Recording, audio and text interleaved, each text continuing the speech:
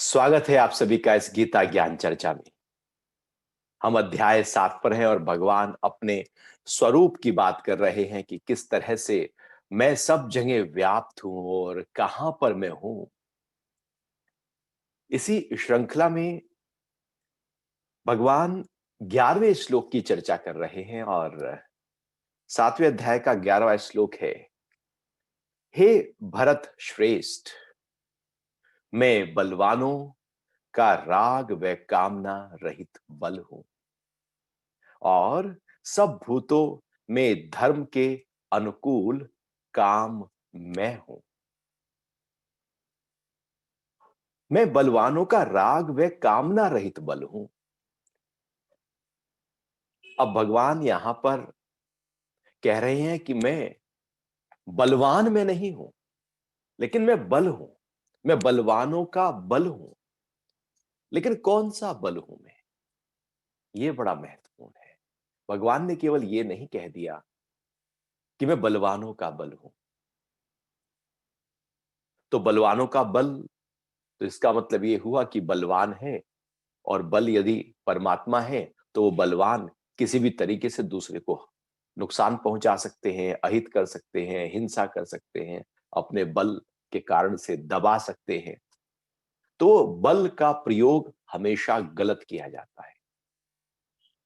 जब बल आता है व्यक्ति के अंदर तो मद आता है, एक अहंकार पैदा होता है। क्योंकि बल को संभालना और ताकत को संभालना और पद को संभालना सबके बस की बात नहीं है। अचानक किसी के पास बल आ जाए तो बल मतलब एक शक्ति है, तो वो बिखरती है। पात्रता है नहीं और पद और बल आ गया तो वो हमेशा उसका दुरुपयोग ही करने लगता है। भगवान कह रहे हैं जो शुद्ध बल है वो मैं हूं। वहां पर भी जो राग व कामना रहित है। अक्सर जो बलवान होते हैं उनके अंदर एक आसक्ति होती है, एक अहंकार आ जाता है कि मेरे अंदर बल है। ये बल का अहंकार ही, वो जो बल है उसकी जो शुद्धता और पवित्रता है उससे उसको नीचे ले आता है। क्योंकि अहंकार आ गया। क्योंकि बल शारीरिक, मानसिक, भावनात्मक, सामाजिक, आध्यात्मिक अनेक स्तर पर कार्य करता है।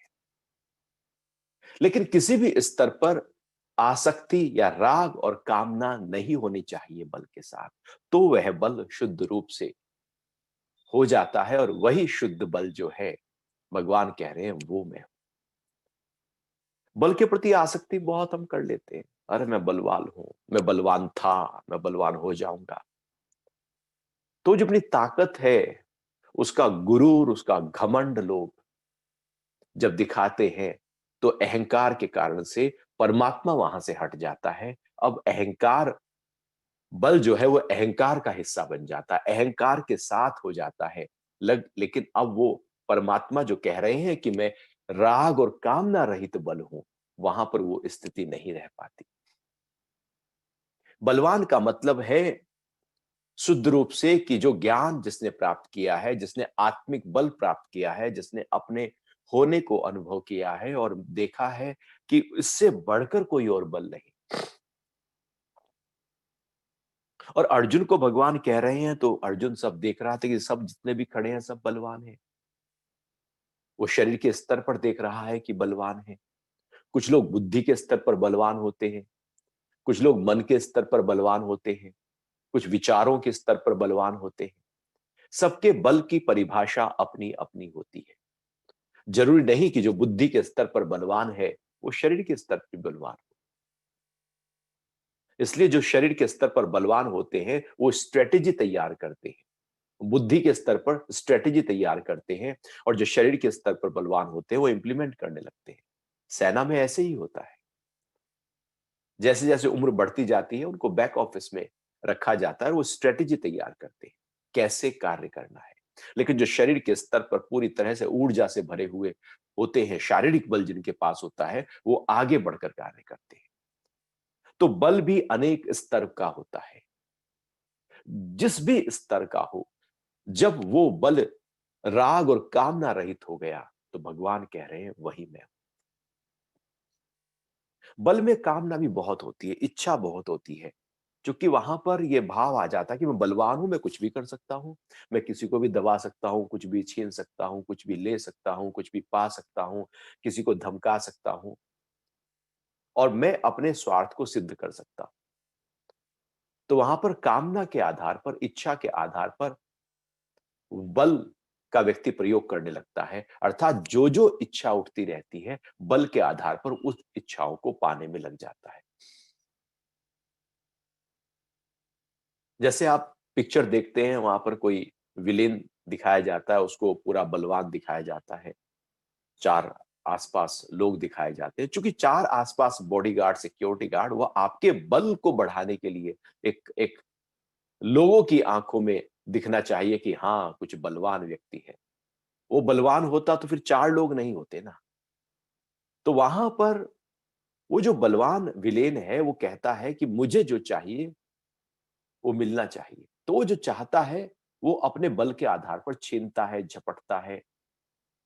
तो बल के आधार पर इच्छाओं को पूरा करने में हम व्यक्ति लगा रहता है, या यूं कहें कि बल इसलिए कमाया जाता है कि उसकी इच्छा पूरी हो, और वो अपने को बलवान इसलिए दिखाना चाहता है कि समाज में वो प्रतिष्ठित हो जाए, समाज के लोग कहें वाह क्या बात है, कितने गार्ड्स इसके साथ चलते हैं। तो समाज की आंखों में बलवान दिखाने के बहुत सारे तरीके होते हैं। तो वहां पर इच्छा है, एक कामना है। भगवान कह रहे हैं वो कामना यदि आ गई, और वहां पर जो बल है, उस बल में मैं नहीं, क्योंकि वो बल बिखरा हुआ है, वो बल प्रकृति को पाने के लिए है, प्रकृति से कुछ पाने के लिए है, वो बल अहंकार की पूर्ति के लिए है। राग और कामना रहित बल, अर्थात बल तो है, लेकिन उससे कोई राग नहीं और उससे कोई कामना नहीं। अब इच्छाएं, वासनाएं, संस्कार, विकार जो है, वो बल के साथ इकट्ठा नहीं हो रहे। नहीं तो हमारे जितने भी विकार हैं, व्यक्ति को क्रोध है और वो बलवान भी है, तो वो क्रोध से बहुत ज्यादा बिखेरेगा, क्योंकि बल और क्रोध एक साथ जुड़ गए। बहुत कमजोर सा है तो फिर वो क्या करेगा, वो तो बड़ा होशियार होता है ना व्यक्ति। यदि बहुत ताकतवर है, कोई सामने खड़ा हुआ तो उससे बेचारा चुप हो जाएगा, और कोई कमजोर है तो उसको दबा लेगा। होशियार होते हैं हम, जहां पिट सकते हैं वहां पर शांत हो जाते हैं, जहां पीट सकते हैं वहां पर खड़े हो जाते हैं। तो क्रोध जब बल के साथ जुड़ता है, काम वासना जब बल के साथ जुड़ती है, लोभ जब बल के साथ जुड़ता है, राग जब बल के साथ जुड़ता है, तो बल है और ये विकार है, तो वो विकारों को और बढ़ा देगा, क्योंकि पीछे से पावर है। तो पावर होने से विकार और बिखरते हैं, विकार सदते नहीं। पावरफुल व्यक्ति बहुत कम मिल पाएंगे जिन्होंने अपने विकारों को कंट्रोल किया है, क्योंकि पावर का इस्तेमाल व्यक्ति विकारों को पूरा करने में लगा देता है। कि बलवान व्यक्ति जब उसके अंदर विकार, इच्छा, वासना, अहंकार प्रकट होता है, तो विकार बलवती हो जाते हैं, तो वो बल जो है वो शुद्ध रूप से नहीं बह रहा। जब किसी को बल हो और उसके अंदर अहंकार आ जाए, तो सारे बल का प्रयोग वो उस अहंकार के माध्यम से बाहर क्यों निकाल देगा, अर्थात अब वो बल शुद्ध नहीं रहा, राग और कामना रहित नहीं रहा। फिर भगवान कह रहे हैं कि और सब भूतों में धर्म के अनुकूल काम में हूं। अभी जो काम है, काम वासना है, जो सबके अंदर भरी पड़ी है, क्योंकि हर व्यक्ति सेक्स बॉर्न है, तो काम वासना सबके अंदर है, और हर योनि में व्यक्ति का जो प्राणी है वो काम में रहता है। काम वासना, सेक्स और खाना और सोना, तीन चीजें हर योनि में हो रही है। पशु हो, पक्षी हो, सब जगह पर ये तीन चीजें हो रही। और यदि व्यक्ति भी इन तीन चीजों में ही जीवन जी रहा है, तो वो फिर पशु की तरह हो जाता है, क्योंकि पशु भी वही कर रहे हैं। वो भी खा रहे हैं, हम भी खा रहे हैं, वो भी सो रहे हैं, हम भी सो रहे हैं, वो भी काम वासना में है, हम भी काम वासना में हैं, तो अंतर क्या हो गया? तो केवल जो काम वासना में व्यक्ति जाता है, तो वहां पर जो भगवान कह रहे हैं, काम वो मैं नहीं हूं, वासना वाला काम मैं नहीं हूं, मैं काम हूं। और शुद्ध रूप से जो काम है, जो धर्म सहित काम है, बेसिकली उसी ने तो पूरी संतति की उत्पत्ति की है। वास्तविकता में जो संतति की उत्पत्ति है, वो परमात्मा के माध्यम से हुई है। वही जीव माता के गर्भ से बाहर आता है, तो वहां पर परमात्मा है। लेकिन भगवान कह रहे हैं वो जो काम वासना है, यदि वो धर्म सहित है तो शुद्ध है। क्योंकि यदि वो ना होती तो फिर तो भगवान ने कुछ दिया है, कुछ तो मायने होंगे ना। वहां पर भगवान किसी ना किसी रूप में प्रत्यक्ष या परोक्ष या अप्रत्यक्ष रूप में प्रकट होंगे ना। लेकिन हमारे अंदर जब वासना का रूप ले लेता है काम, अर्थात काम सिर पर चढ़ जाता है, काम धर्म, धर्म जहां पर पीछे छुप जाता है, काम आगे बढ़ जाता है। जहां धर्म ही आगे हो, अध्यात्म ही आगे हो और उसके पीछे काम हो और वो संतति के लिए हो, तो वहां पर वो जो काम है, वो भगवान कह रहे हैं कि वो मैं हूं। शुद्ध हो गया है जो काम, वो मैं हूं। लेकिन अशुद्ध हो गया है, वो मैं नहीं हूं। एक व्यक्ति पूरी तरह से बिखरा हुआ है, उसके अंदर वासना ही वासना है, वो जिधर देखता है उसके अंदर वासना है। अपोजिट सेक्स में भी केवल वासना के आधार पर ही हम यदि देख रहे हैं, तो इसका मतलब है कि काम वासना अंदर बहुत स्तर पर गहरे रूप में पड़ी है। वहां व्यक्ति नहीं देखा जाता, वासना से व्यक्ति देखा जाता है। वासना पहले प्रकट होती है, व्यक्ति बाद में प्रकट होता है। जब किसी को देखो और धर्म पहले प्रकट हो कि उसमें वो परम तत्व है, तो फिर काम वहां प्रकट होगा ही नहीं। धर्म प्रकट हो गया, अध्यात्म प्रकट हो गया, किसी में आत्मा प्रकट हो गई, किसी में, तो वहां काम प्रकट कैसे होगा? क्योंकि काम तो बहुत ही शरीर के स्तर की एक क्रिया है। शुद्ध रूप से शरीर के स्तर की क्रिया जो है वो आत्मा के स्तर की क्रिया नहीं। जब हम किसी को देखते हैं, किसी शरीर को, सुंदर शरीर को देखते हैं और वहां पर आकर्षित होते हैं, तो इसका अर्थ ये हुआ कि हम बे केवल और केवल शुद्ध रूप से एक शरीर के स्तर पर आकर्षित हुए हैं। लेकिन वो व्यक्ति जो है वो केवल शरीर नहीं है।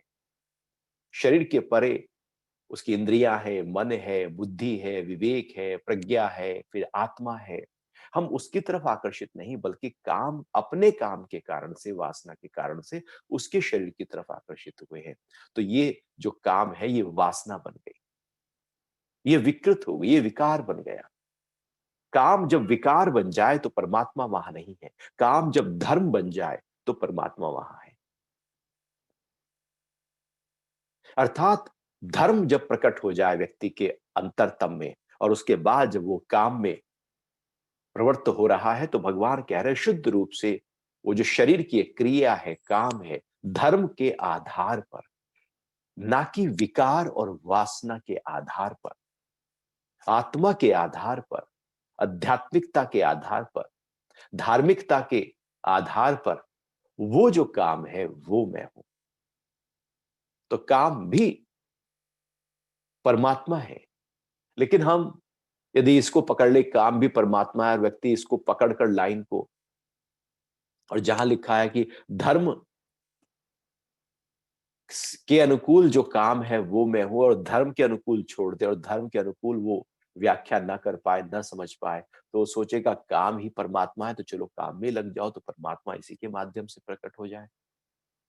तो वो धर्म के अनुकूल ना होने के कारण से जो काम है वो विकार बन जाता है।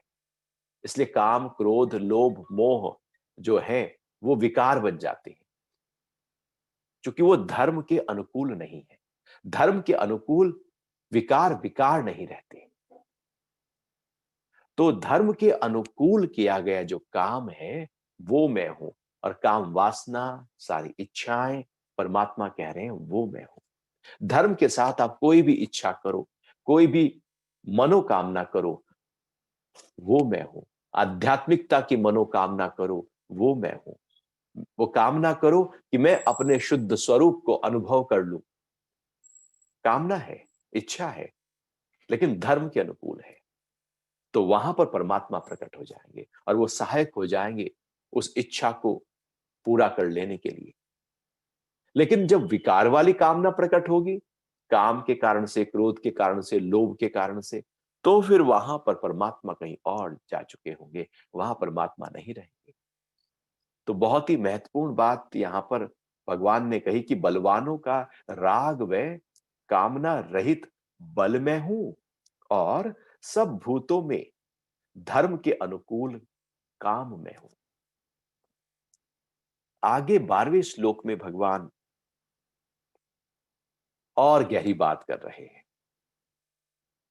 7वें अध्याय का ये 12वां श्लोक है और भगवान कह रहे हैं कि जो भी सात्विक, राजसिक व तामसिक भाव है, उनको तू मुझसे ही होने वाले जान।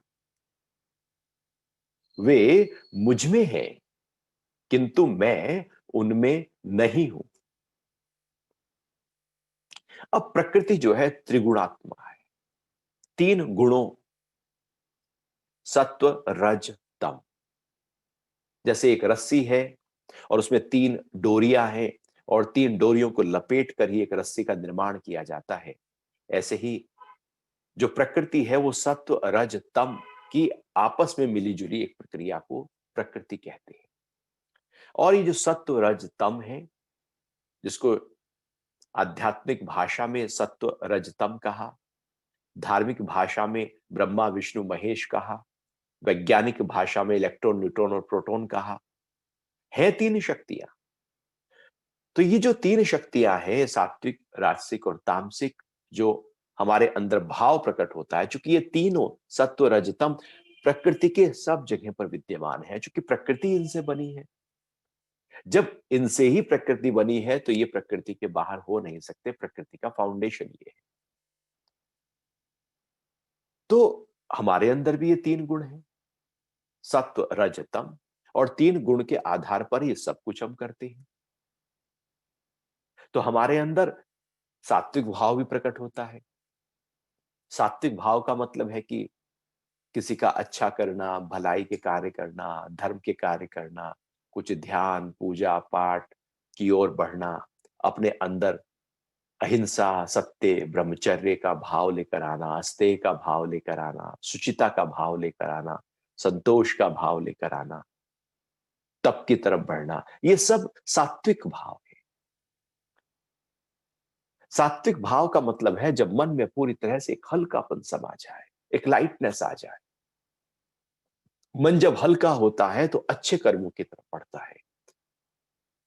मन जब बिखरा होता है तो बुरे कर्मों की तरफ बढ़ता है। वो अंदर कौन सा भाव प्रकट हो रहा है उसके ऊपर निर्भर करता है कि व्यक्ति कौन सा कर्म करेगा। तो जब सात्विक भाव प्रकट होता है तो हम अच्छे काम करना प्रारंभ कर देते हैं और अच्छे काम करने में दूसरा देखने लगता है कि अरे ये तो बहुत अच्छे काम कर रहा है। तो भगवान कह रहे हैं वो जो अच्छा काम कर रहा है उसमें मैं नहीं हूं, वो गुण में मैं नहीं हूं। वो जो सात्विक, राजसिक और तामसिक भाव हैं वो मेरे से है। मेरे कारण से व्यक्ति के अंदर ये भाव प्रकट होते हैं। क्योंकि यदि वो नहीं है, परमात्मा नहीं है, तो ये भाव भी प्रकट हो नहीं सकते। भाव का आधार भी परमात्मा है और सत्व, रज, तम का आधार भी परमात्मा है। तो यदि किसी के अंदर बहुत ही अच्छा धार्मिक भाव उठे तो ऐसा नहीं कि वहां परमात्मा प्रकट हो गए, वो भाव उठ रहा है परमात्मा से। तो किसी के अंदर सात्विक भाव उठा तो किसी के अंदर राजसिक भाव उठेगा। अब राजसिक भाव क्या है? कुछ भी एक्टिविटी करना, गति करना जहां आलस्य ना हो, कल पर टाल देने की भाव इच्छा ना हो। हम चीजों को टालते रहते हैं, टालते, फिर कर लेंगे, 1 घंटे बाद कर लेंगे, 2 घंटे बाद कर लेंगे, शाम को कर लेंगे, कल को कर लेंगे। ये टाल मटोल की जो प्रक्रिया है ये तम गुण के आधार पर होती है। ऐसा व्यक्ति कहीं भी ऊंचे स्तर को नहीं पा सकता क्योंकि वो टाल रहा है। राजसिक जो भाव है वो किसी भी कार्य को तुरंत कर लेने का भाव है, कि काम आया नहीं कि हुआ नहीं। अर्थात रजोगुण बढ़ा हुआ है कि कोई भी काम पेंडिंग नहीं है, सारे काम उसी समय व्यक्ति करने को आतुर है, तत्पर है। तो राजसिक भाव के कारण से व्यक्ति शरीर के स्तर पर गति करता है, वो घूमेगा फिरेगा व्यायाम करेगा। यदि सुबह को राजसिक भाव ना हो तो व्यक्ति एक्सरसाइज नहीं कर पाएगा, तामसिक के कारण से वो आलस्य में रिजाई में पड़ा रह जाएगा, क्योंकि तमोगुण बढ़ा हुआ है उसका। राजसिक गति देता है, वो शरीर को गति देगा, इंद्रियों को आंख देख रही है राजसिक के कारण से, मन दौड़ रहा है रज के कारण से, बुद्धि भी निर्णय ले रही है जो दौड़ रही है वो रज के कारण से, जहां भी गति हो रही है वो रज के कारण से होती है। शरीर में खून दौड़ रहा है रज के कारण से, गति मतलब रजो गुण। तो जो राजसिक भाव है, कुछ कर लेने का भाव है, भगवान कह रहे हैं कि वो भी मुझसे प्रकट होता है। फिर एक तामसिक भाव होता है जहां पर व्यक्ति मोह में रहता है, तंद्रा निद्रा में रहता है, आलस्य में रहता है, अंधकार की तरफ गति करता है। उसके मन में, मन की जो स्थिति है वो बिल्कुल डाउन होने लगती है, वो डिप्रेस सा होने लगता है, अपने में ही रहता है। वो एक अज्ञानता का जीवन व्यक्ति जीने लगता है, जहां पर वो सोचता है कि बस मैं ही ठीक हूं, और अपनी जिद में बना रहता है। जब व्यक्ति जिद में रहता है तो समझो कि वो तम गुण के आधार पर जीवन जी रहा है। वो एकदम अपने को स्विच नहीं कर पाता, वो ऊंचे स्तर पर ऊंचे भाव में अपने आप को नहीं ला पाता। तो तम गुण के कारण से लोग जिद्दी बन जाते हैं, और बहुत से लोग तो बहुत ही हठ करने लगते हैं, जिद में रहते हैं कि नहीं यही होना है। वो सतोगुण से जिद नहीं हो रही है, सतोगुण तो मुलायम है, लचीलापन देता है। रजोगुण गति देता है, लेकिन तमोगुण या तो वो अज्ञानता के कारण से आलस्य में लेकर जाएगा, तंद्रा में लेकर जाएगा, निद्रा में लेकर जाएगा, अधोगति में लेकर जाएगा, दुष्कर्म की तरफ लेकर जाएगा, विकारों की तरफ गति करा देगा। क्योंकि तम गुण बढ़ गया है, और नींद भी तम गुण के कारण से आती है। और कोई भी काम कर रहा है व्यक्ति, वहां से कहता है बहुत हो गया, बोर हो गया। ये बोर मतलब तम गुण बढ़ जाना। मैं मैं ऊब गया हूं मतलब तम गुण बढ़ गया है। इसलिए भगवान पहले ही कहते आए कि साधना हमेशा न उकताए मन से करनी है, मतलब तमोगुण वहां पर प्रकट नहीं होना चाहिए। तो राजसिक, तामसिक और जो सात्विक भाव है, भगवान कह रहे हैं वो तीनों भाव मेरे से प्रकट होते हैं। उनको तू मुझसे ही होने वाला जान, वे मुझ में है किंतु मैं उनमें नहीं हूं। वे मुझ में है, वे सारे भाव चूंकि मुझसे प्रकट हुए हैं, मेरे अंदर वो समाहित है। लेकिन इसका मतलब ये नहीं कि मैं उनमें हो गया हूं। कि व्यक्ति कोई तमोगुण का काम कर रहा है, वो सो रहा है, वो आलस्य में है, वो बिल्कुल क्रूर प्रवृत्ति का हो गया है, हिंसा कर रहा है, वो झूठ पे झूठ बोले जा रहा है, वो व्यभिचारी है, तो वहां पर परमात्मा नहीं है। वो वो जो भाव है वो उससे प्रकट हुआ है, लेकिन परमात्मा वहां नहीं है। हम समझ सकते हैं ऐसे ही कि जैसे समुद्र है, उसकी लहरें हैं, तो समुद्र से लहरें प्रकट हुई हैं, लेकिन लहरें समुद्र नहीं हो जाती। लहरें अलग है, समुद्र अलग है। समुद्र यदि लहरें कहीं समाप्त भी हो जाए तो समुद्र कहीं समाप्त नहीं होता। समुद्र से लहरें उत्पन्न होती हैं, लेकिन लहरों में समुद्र नहीं होता। तीनों गुण परमात्मा से प्रकट होते हैं, लेकिन ये तीनों गुणों में परमात्मा नहीं होते।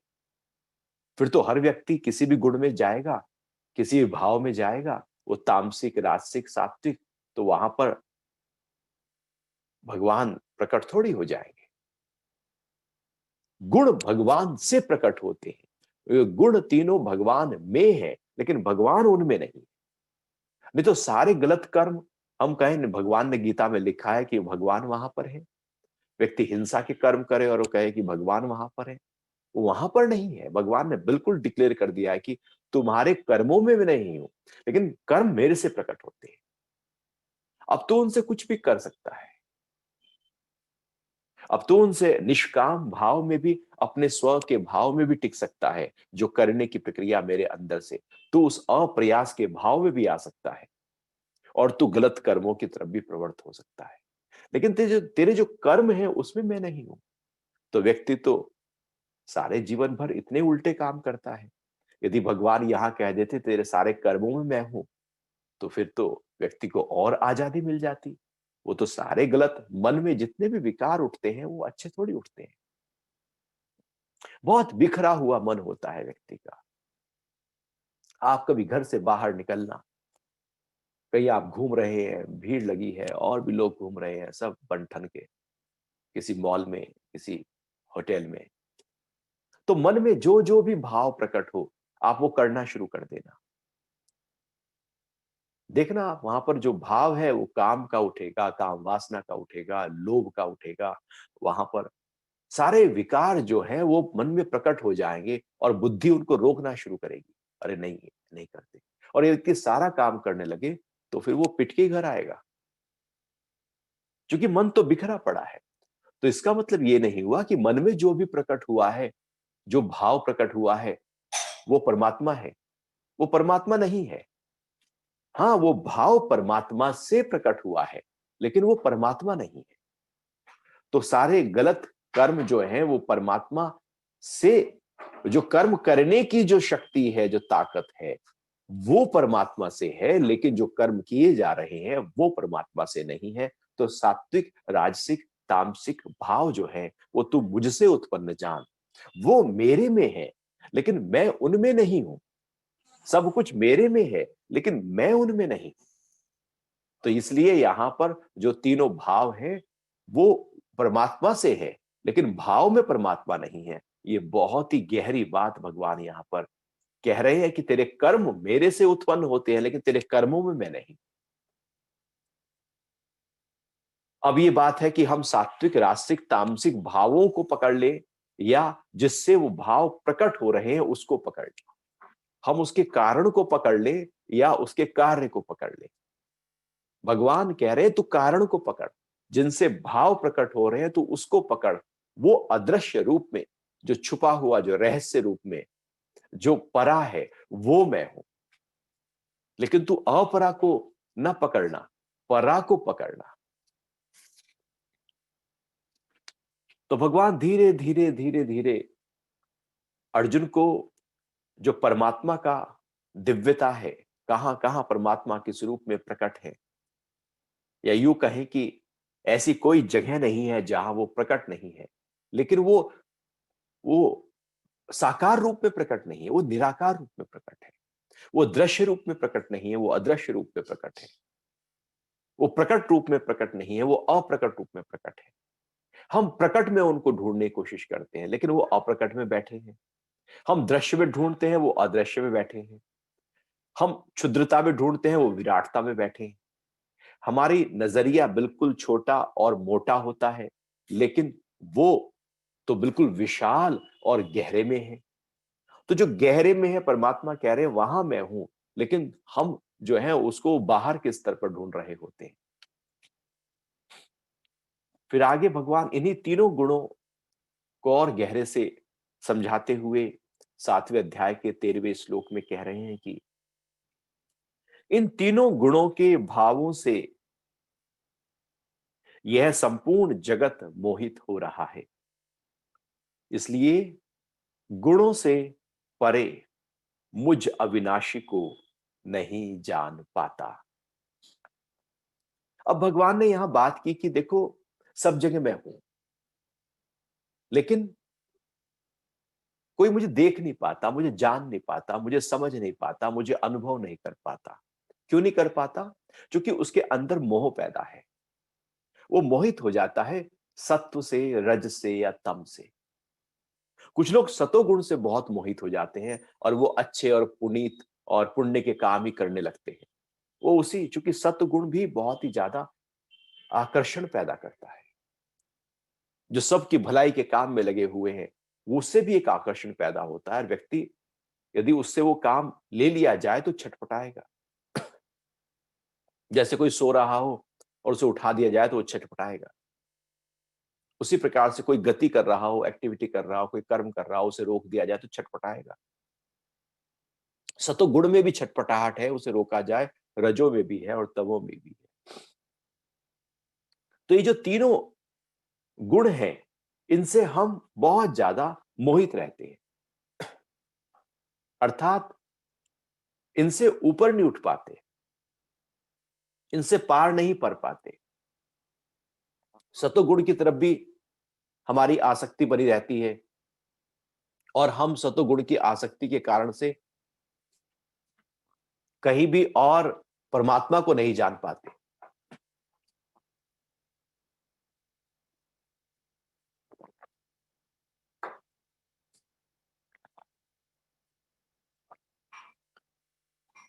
क्योंकि ये सतोगुण भी आकर्षित करता है, ऐसी रजोगुण बहुत आकर्षित करता है, मोहित कर देता है, मोह लेता है।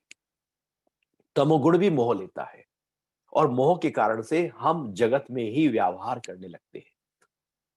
हमारा व्यवहार मोह के कारण से केवल जगत पर रहता है और इसलिए जगत के अंदर जो जगदीश है वो दिखाई नहीं देता। जब मोह का चश्मा लग जाता है तो जो परे है वो दिखाई नहीं देता, जो गहरा है, जो गहरे पेट है वो दिखाई नहीं देता। कबीर कहते हैं गहरे पानी पेट, बिल्कुल जो गहरे में है, एकदम डीप में जो परमात्मा है वो नहीं दिखाई देगा, हमें ऊपर ऊपर दिखाई देगा। हमें कोई अच्छा रूप दिखाई देगा लेकिन रूप किसके आधार पर है वो दिखाई नहीं देगा। एक सुंदरता दिखाई देगी लेकिन उस सुंदरता को बनाने वाला कितना सुंदर होगा वो दिखाई नहीं देता। हमें ऊपर का दिखाई देने के कारण से और उसमें हम पूरी तरह से मोहित हो जाने के कारण से, आकर्षित हो जाने के कारण से उसके गहरे भाव को समझ नहीं पाते। इसलिए भगवान कह रहे हैं कि मुझ अविनाशी को कोई जान ही नहीं पाता। कैसे जाने? बाहर के स्तर पर यदि ठहर गए तो अंदर कैसे जाने? यदि बाहर घर है कोई और वो बहुत ही बाहर से अच्छा है और वो बहुत ही हम आकर्षित हो जाए तो बाहर ही देखते रह जाएंगे और अंदर जाए ही ना। बाहर का आकर्षण अंदर जाने नहीं देता, क्योंकि वो आकर्षण इतना है, मोह इतना है उसके प्रति। ऐसे ही जगत की हर चीज में हम मोहित रहते हैं। कोई पदार्थ हो, वस्तु हो, व्यक्ति हो, स्थान हो, हम मोहित रहते हैं, उससे इतना अटके रहते हैं। इसलिए वो जो उसमें जो अविनाशी तत्व है उसको जान नहीं पाते। मोह के कारण से, आसक्ति के कारण से, अहंकार के कारण से उसके परे हम जा नहीं पाते। भगवान कह रहे हैं मैं अविनाशी हूं, मेरा कभी विनाश नहीं होता, हमेशा से मैं जू का त्यों हूं। वस्तुएं बदल जाएंगी, पदार्थ बदल जाएगा, व्यक्ति बदल जाएगा, मैं जू का त्यों रहूंगा। व्यक्ति तो बदल रहे हैं लेकिन उसमें परमात्मा पहले भी थे और अब भी है। ऐसा नहीं कि व्यक्ति बदल गया तो परमात्मा नहीं रहे, वो तो है ही है, क्योंकि उनसे ही सब कुछ प्रकट हो रहा है और वो अविनाशी है। नाशवान तो प्रकृति है, बदलाव तो प्रकृति में है, चेंजेस तो प्रकृति में है। इसलिए जीवन में सुख आता है, कभी दुख आता है, कभी खुशी होती है, कभी गमी होती है, कभी बहुत ज्यादा प्रॉफिट हो जाता है, कभी लॉसेस शुरू हो जाते हैं, कभी बहुत हेल्थ अच्छी लगेगी और कभी बिल्कुल ऐसे हेल्थ हमारी खराब, बीमार हम होने लगेंगे। कभी अनुकूल घटेगा, कभी प्रतिकूल घटेगा। तो ये प्रकृति में बदलाव है, वहां पर नाश हो रहा है, डेटोरिएशन प्रकृति में है। जो बन गया वो खत्म होने के लिए बन गया, अब वो डेटोरिएट हो ही रहा है, उसका नाश हो ही रहा है।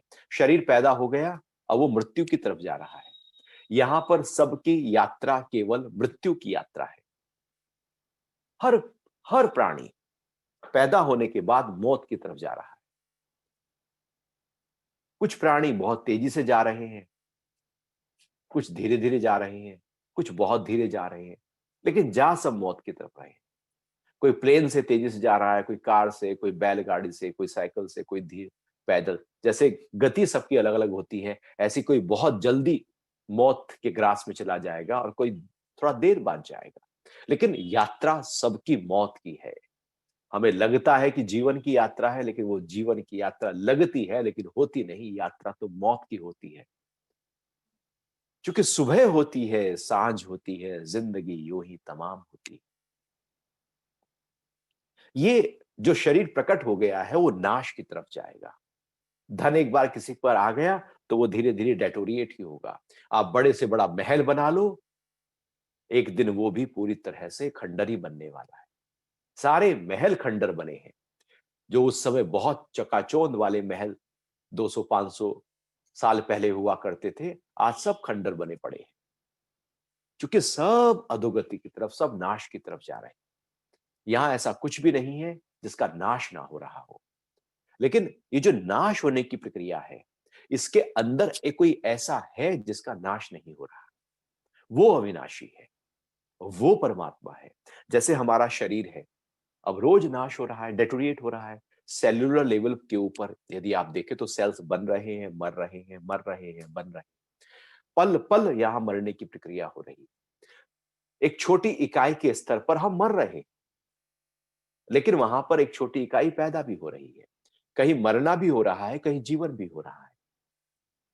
लेकिन इस पूरी प्रक्रिया के पीछे कोई ऐसा भी है जो अविनाशी रूप में खड़ा हुआ है।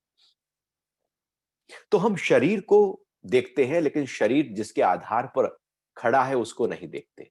हम शरीर से मोहित हो जाते हैं और व्यक्ति कोई अपना चला जाता है तो परेशान, दुखी और लगातार उसी सोच में आ जाते हैं। लेकिन वो शरीर किसके आधार पर था? वो जो अविनाशी तत्व था, वो तो अब भी है, पहले भी था, बाद में भी रहेगा, वो रहेगा ही रहेगा। वो जो अविनाशी तत्व है वही परमात्मा है। तो भगवान कह रहे हैं कि हमारे मोह के कारण से, हमारे काम, क्रोध, लोभ, मोह के कारण से, हमारी इच्छा, वासना और अहंकार के कारण से हम जो चीजों को देखते हैं, उससे हम मोहित हो जाते हैं, अर्थात वहां अटक जाते हैं, फंस जाते हैं। उसके परे हम देख नहीं पाते। जैसे शरीर को देखा लेकिन उसकी दिल तो समझी नहीं। तो हम शरीर के प्रति या तो आकर्षित हो जाएंगे या विकर्षित हो जाएंगे, या तो उसकी तरफ जाएंगे या उससे दूर जाएंगे। लेकिन उसके अंदर हम देख नहीं पा रहे हैं कि उसके अंदर क्या है और अंदर के भी अंदर क्या है। हम केवल स्थूल स्तर पर जीवन जीते हैं, भगवान सूक्ष्म स्तर पर जीवन जीने की बात कर रहे हैं। गहरे स्तर पर वो ही है। तो कह रहे हैं कि ये जो मोह के कारण से, वो जो मैं अविनाशी हूं, उसको कोई जान ही नहीं पाता। मैं सब जगह हूं लेकिन कोई देख नहीं पाता, क्योंकि उसका नजरिया देखने का वो बिल्कुल ही मोह वाला है। जैसे हम केवल अपने ही वालों को देख पाते हैं, कोई भीड़ में केवल अपने वाला दिखाई दे जाए तो हम उसी की तरफ एकदम आकर्षित हो जाते हैं, अरे अपना वाला दिख गया, क्योंकि हमारा मोह है वहां पर। हम लगातार कोई भी अपना वस्तु, अपनी चीज, अपना घर, अपना पदार्थ, अपना धन, उसकी तरफ भागते हैं, दौड़ते हैं। वो मोह है। तो वो जो मोह है, वो गहरे स्तर पर हमें जाने नहीं देता। और योग की साधना जिसमें हम ध्यान में उतरते हैं, वो बाहर जो है जिसकी तरफ मोह में जा रहे थे, वहां से हमें हटाकर गहरे अविनाशी तत्व की तरफ हमें लेकर जाता है। इसलिए योग की सारी साधनाएं आंख बंद करके की जाती हैं प्रारंभ में, जिससे बाहर खुली आंखों से जो हमारा मोह जहां पर है, वो मोह से हमारी आंखें तो हटे, मन तो हटे, बुद्धि तो हटे। यदि वो हटा ही नहीं तो फिर ध्यान कैसे होगा? ध्यान लगा पड़ा है अपने वालों में और हम चाहें कि परमात्मा में लग जाए, वो लगेगा नहीं, क्योंकि मोह तो वहां जगा हुआ है।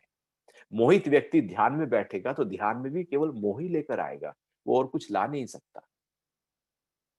तो इसलिए मोह के कारण से भगवान कह रहे हैं कि जो अविनाशी मैं हूं, वो कोई जान ही नहीं पाता।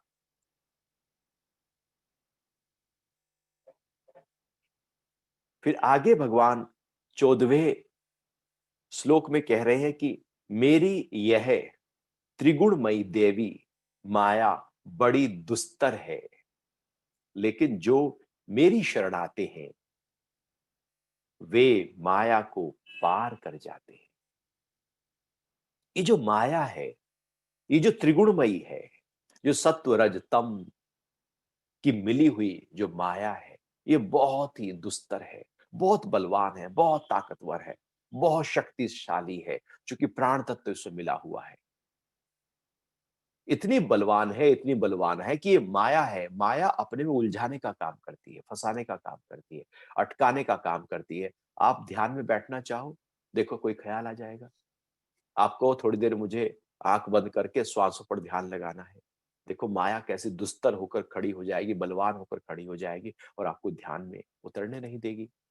आप कोई अच्छे चीज़ का विचार करो, देखो जैसे आप गीता की चर्चा सुन रहे हैं, आप पक्का करो कि मुझे सुननी है और देखो ध्यान माया ऐसी प्रकट होगी कि आपके ध्यान को हटा देगी और कई बार तो कुछ ही दिनों में आपके सुनने की क्रिया को भी हटा देगी और कहेगी मुझे तो जल्दी जाना है, मुझे तो ये काम है, मुझे तो नींद पूरी नहीं हुई और न जाने क्या-क्या बहाने मिलाकर वो इस प्रक्रिया से भी आपको हटा देगी।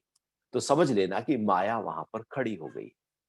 माया हटाएगी ही हटाएगी क्योंकि वो बड़ी दुस्तर है, बड़ी पहलवान है, बड़ी ताकतवर है, बड़ी मजबूत है, इतनी मजबूत है कि वो हमें उलझा लेगी अपने। इसलिए भगवान कह रहे हैं कि ये माया त्रिगुणमयी है और त्रिगुणमयी माया चूंकि 3 गुण हैं इसमें और तीनों बड़े ताकतवर हैं, मजबूत हैं। इतने मजबूत हैं कि वो व्यक्ति हमेशा हार जाएगा उससे। तो ये बड़ी दुस्तर है, ये माया बड़ी दुस्तर है। इन मेरी ये त्रिगुणमयी देवी माया, देवी मतलब ऊर्जा, एनर्जी, शक्ति, पावर, सारी शक्ति पूरे प्रकृति में ऐसे है। ये देवी है। ये जो देवी है, ये बहुत ताकतवर है। हम जब अपने स्व के भाव को अनुभव करना चाहते हैं, अपने स्व के भाव में टिक जाना चाहते हैं, तो ये जो माया है, हमें वहां टिकने नहीं देती। वहां से हमें खींच लेगी, हटा लेगी और वहां से हटाकर हमें फिर उलझा देगी। इसलिए भगवान ने पहले कहा कि कोई करोड़ों में एक होता है, कोई विरला होता है जो मुझे अनुभव कर पाता है, क्योंकि माया तो सबके साथ अपना काम कर ही रही है। आप कभी देखना आपकी भाव प्रकट हो कि मैं सुबह को जल्दी उठा करूंगा। आप रात को संकल्प करके सोए कि सुबह जल्दी उठेंगे। जब सुबह होगी तो आपका मन कहेगा यार थोड़ा और सो जाते हैं, कल कर लेंगे। माया वहां खड़ी हो जाएगी और बहुत ही ऐसे बहाने लेकर आएगी कि लगेगा ये बहाना नहीं है, ये तो यथार्थ है, ये तो सत्य है। तो माया इस तरह से हमेशा उलझाने का काम करती है और ऊंची स्थिति से नीचे लेकर आती है, चूंकि बड़ी ताकतवर है, भगवान कह रहे हैं ताकतवर है।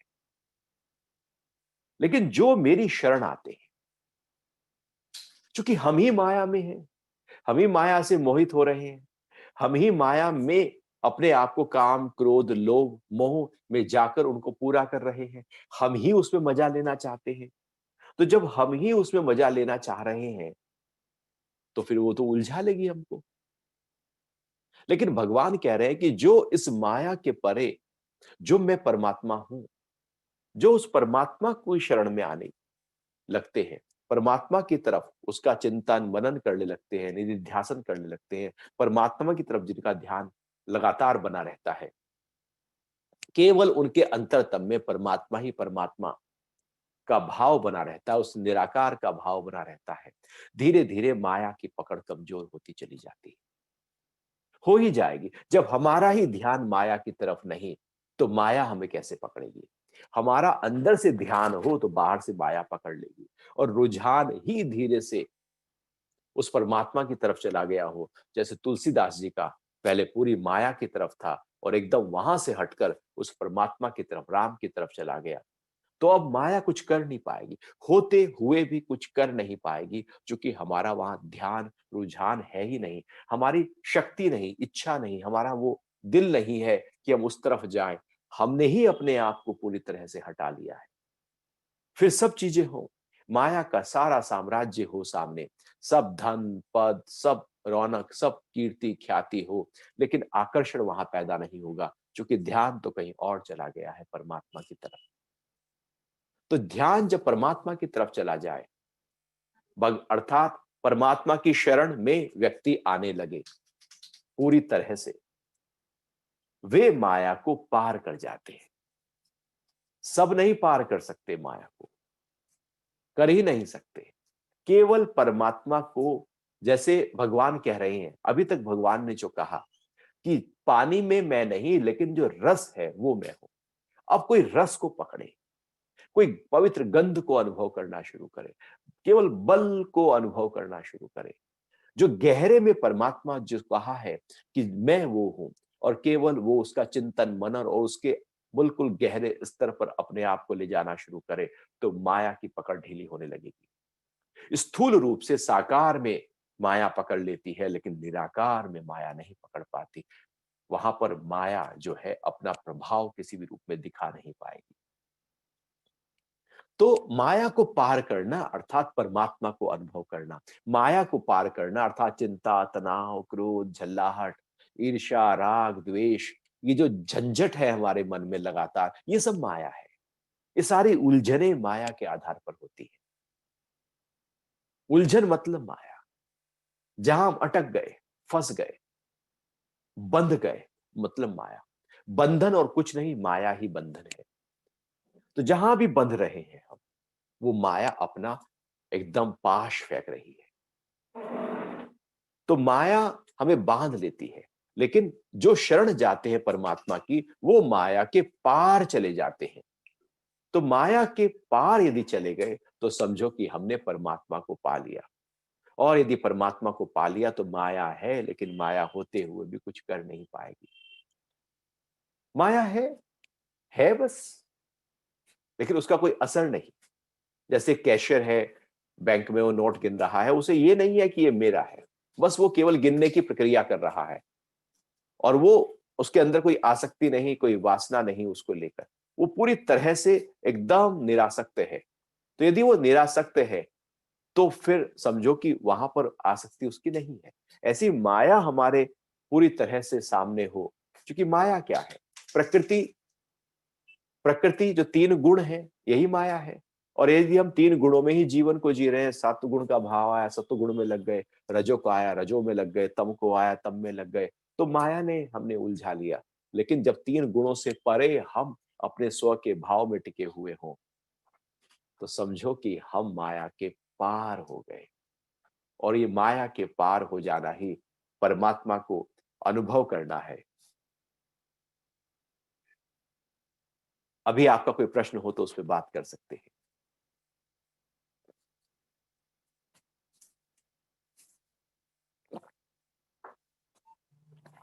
हाँ, ध्यान में कैसे बैठे? छठे अध्याय में भगवान ने ध्यान के लिए बहुत ही एक विधि बताई, पूरा वैज्ञानिक तरीका बताया, किस तरह से एनर्जी को कंट्रोल करना है वो बात की। ध्यान हम सब करना चाहते हैं और करना चाहिए। अपने लिए समय देना चाहिए, हम दे नहीं पाते। हम बाकी सब कामों में लग जाएंगे, हम टीवी में चले जाएंगे, घंटों टीवी देखेंगे, घंटों मोबाइल पर, व्हाट्सएप पर, फेसबुक पर, ट्विटर पर, इंस्टा पर रह सकते हैं। लेकिन यदि कहा जाए कि ध्यान में बैठो थोड़ी देर, तो हम नहीं बैठ पाएंगे। आप घरों में बच्चों को देखो, उन्हें कहो थोड़ा सा बैठो, अपने साथ नहीं बैठ पाएंगे। टीवी और मोबाइल में आप लंबे समय तक रह सकते हैं। अपने साथ बैठना सबसे कठिन है, किसी के साथ बैठना सबसे सरल है। इसलिए हम किसी के साथ बैठना चाहते हैं, हम किसी से बात करना चाहते हैं, हम किसी में रहना चाहते हैं, कहीं इंद्रियों को बाहर की तरफ व्यस्त करना चाहते हैं, क्योंकि वो सबसे सरल है। एनर्जी को बहाना सबसे सरल है। जैसे पहाड़ी से नीचे उतरना सबसे सरल है, चढ़ना कठिन है। ध्यान चढ़ने की प्रक्रिया है। ध्यान अपने आप के साथ जुड़ने की प्रक्रिया है। ध्यान अपने स्व के भाव में बैठने की प्रक्रिया है। ध्यान है जहां पर हम बाकी सब कुछ छोड़ देते हैं, जहां कोई विचार है ही नहीं, जब कोई ख्याल ना रहे, वो अवस्था ध्यान होती है। इसलिए आप कोई एक निश्चित समय बनाएं, क्योंकि मन को अनुशासन देना पड़ेगा। अनुशासित अपने आप को जब तक हमने नहीं किया, तब तक हम कहीं भी आगे बढ़ नहीं सकते, क्योंकि अनुशासन ही हमारे जीवन में घट नहीं रहा है। ध्यान एक अनुशासन है। एक समय बनाए, और समय बनाकर एक ऐसा समय जहां पर कोई डिस्टरबेंस आपको ना करे, फोन को बंद कर दे, कोई घर के लोग भी डिस्टर्ब ना करे। इसलिए ध्यान के लिए सुबह जल्दी उठकर, जब सब सो रहे हैं, पूरी प्रकृति सोई हुई है, बाहर कोई शोरगुल नहीं है, आप बैठ जाएं पूरब या उत्तर दिशा की तरफ मुख करके। वो जो स्थान है वो बिल्कुल पवित्र हो, साफ सुथरा हो। आप जिस आसन पे बैठे वो भी साफ सुथरा धुला हुआ हो, और पूरी तरह से कमर और गर्दन को सीधा करके सुखासन, पद्मासन, स्वस्तिक आसन, मतलब क्रॉस लेग करके, जिससे पैरों की जो अंगुलियां हैं उनसे जो एनर्जी का फ्लो बाहर की तरफ बह रहा था वो ना बहे, इसलिए आप क्रॉस लेग कर ले।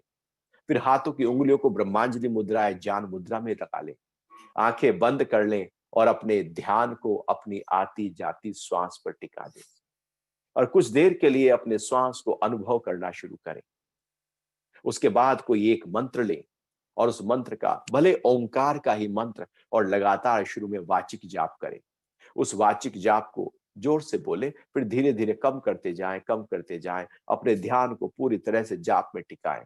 फिर वो जाप केवल जीभ हिले और फिर धीरे से जीभ हिलनी भी बंद हो जाए, केवल मन में वो जाप तेजी से होना शुरू हो। फिर मन में धीरे धीरे उस जाप को कम करते चले जाएं, और एक समय ऐसा आएगा कि उस जाप को पूरी तरह से आप शांत कर दें। और जैसे ही आप शांत करेंगे, आप पाएंगे पूरी तरह से आपके शरीर, इंद्रिय और मन के स्तर पर आप एकदम ठहरे हुए होंगे। वो जो ठहराव है, जाप के बाद जो शांति का अनुभव हो रहा है, वो ध्यान है। जाप की प्रक्रिया ध्यान नहीं, सांसों पर जब मन को एकाग्र किया है वो ध्यान नहीं, बल्कि उससे जो प्रकट होगा, जो घटित होगा, वो ध्यान है।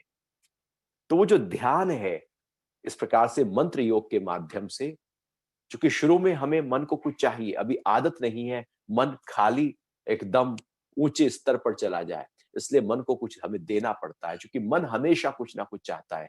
इसलिए एक एक मंत्र दिया जाता है, श्वासों पर ध्यान दिया जाता है, शरीर के चक्रों पर ध्यान लगाया जाता है, कहीं पर मन को एकाग्र करें और लगातार गहरे गहरे गहरे गहरे, और जैसे ही गहरे उतरते जाएंगे, आप पाएंगे कि आप ध्यान में बढ़ते चले गए हैं, आप ध्यान को पा गए हैं, और जो ध्यान के समय का काल है उसका आपको पता ही नहीं लगेगा। क्योंकि ध्यान के समय हम कालातीत हो चुके होते हैं। आपको बाहर का समय नहीं पता लगेगा, आपको यह भी नहीं पता लगेगा कि आप कितनी देर बैठे। हो सकता है कि आप 1 घंटा उस ध्यान की गहराइयों में बैठ गए हों, आपको लगे अरे मैं तो अभी बैठा था। हो सकता है कि आप 5 मिनट बैठे हों, आपको जब उठे तो लगे कि अरे मैं तो कितनी देर बैठा हूँ। क्योंकि काल से आप परे जा चुके होते हैं। ध्यान एक ऐसी स्थिति है जहां पर वो हमारे स्वरूप के साथ हमें जोड़ देती है। और मन में जितना तनाव है, क्रोध है, झल्लाहट है, उद्विग्नता है, चिड़चिड़ापन है, ये सारी जो उलझने, सारा जो मन का मल है, वो इसलिए है चूंकि हम कभी ध्यान ही नहीं करते, हम अपने साथ बैठते ही नहीं है, हम प्रार्थना में जाते ही नहीं है, हम शुक्राने में आते ही नहीं है। चूंकि हम ही अपने आप को गलत जगह पर लेकर जा रहे हैं, इसलिए उसका मल तैयार होता है और हम जीवन भर बिखरे रहते हैं। ध्यान एक ऐसी अनूठी प्रक्रिया है जो सफाई करती है हमारे मन की, जैसे नहा धोकर शरीर को बाहर से साफ कर लेते हैं। ध्यान हमारे मन को, भावों को, विचारों को, बुद्धि को स्नान कराने की प्रक्रिया है। पवित्र भाव के साथ में जब स्नान करते हैं तो अंदर से एकदम स्वच्छ, सुंदर होने लगते हैं। और ध्यान यदि रोज करते चले जाएं तो आप अंदर से सुंदर होते चले जाएंगे। हम बाहर की सुंदरता पर तो आकर्षित हो जाते हैं, लेकिन अंदर की सुंदरता ध्यान के माध्यम से प्राप्त होती है। इसलिए रोज ध्यान में बैठे। हो सकता है शुरू में नहीं लगेगा, कोई बात नहीं, लेकिन बैठना कब बंद ना करना। धीरे धीरे धीरे धीरे करत करत अभ्यास के जड़मत होत सुजान, रोज बैठते जाएं, आपका मन सधने लगेगा। क्योंकि ट्रेंड किया जा रहा है अपने मन को, वो मन जो भाग रहा है लगातार, उस मन को ठहराव दिया जा रहा है। जैसे जैसे रोज बैठना शुरू करेंगे, जैसे बच्चा होता है शुरू शुरू में गुटलियों चलता है, फिर जब खड़ा होता है और खड़ा होता है गिर जाता है, फिर खड़ा होता है गिर जाता है, बार बार खड़ा होता रहता है, गिरता रहता है। एक समय ऐसा आता है कि वो खड़ा होकर थोड़ा 4 कदम चल लेता है, फिर गिर जाता है, फिर 6 कदम चल लेता है, गिर जाता है। वो चलने की प्रक्रिया वो कभी थमता नहीं है, वो लगातार आगे बढ़ने की प्रक्रिया में लगा हुआ है। क्या हम ध्यान में ऐसे आगे बढ़ने की प्रक्रिया में लगे हुए हैं? फिर वो बच्चा जो अभी खड़ा होना भी नहीं जानता था, वो दौड़ने लगता है। चूंकि वो लगातार अभ्यास में था। शरीर को अभ्यास चाहिए, मन को अभ्यास चाहिए, बुद्धि को अभ्यास चाहिए, एक ट्रेनिंग चाहिए।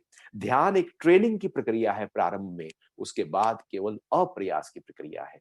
तो रोज करना है, समय को निश्चित करें, स्थान को निश्चित करें और बैठ जाएं अपने स्व के भाव के साथ। आप पाएंगे उसके बाद आपका मन पूरी तरह से बदल जाएगा, तनाव दूर हो जाएगा, क्रोध दूर हो जाएगा, उद्विग्नता दूर हो जाएगी, सोचने समझने की शक्ति आपकी बेहतर होने लगेगी, निर्णय लेने की शक्ति और क्षमता और बेहतर तरीके से प्रकट हो जाएगी।